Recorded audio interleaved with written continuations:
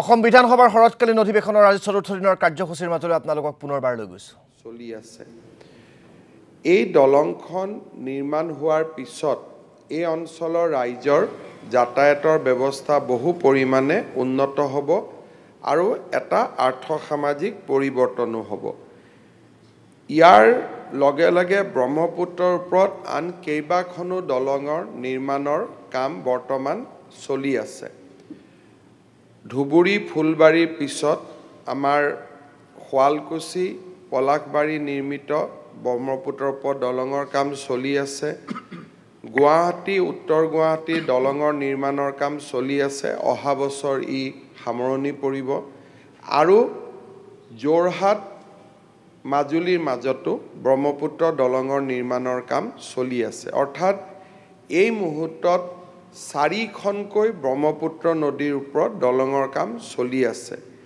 তেনে এক মুহূৰ্তত পঞ্চমখন দলঙৰ বাবে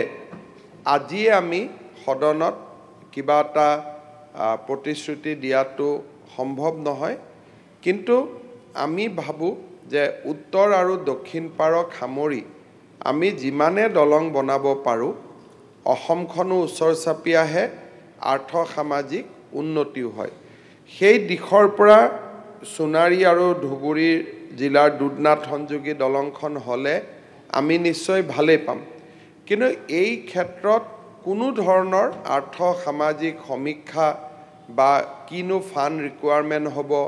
কৰিব পৰা যাবনে নাই ই দলং নিৰ্মাণ হলে ব্ৰহ্মপুত্ৰই তাক কেনেকৈ ইম্পেক্ট কৰিব তাৰ ফলত ওচৰৰ বান নিয়ন্ত্ৰণ ব্যৱস্থাত কি তাত প্ৰভাৱ পৰিব এই বিষয়টো এতিয়ালৈকে আমাৰ বিভাগে প্ৰাৰম্ভিকভাৱেও আমাৰ এজেণ্ডাত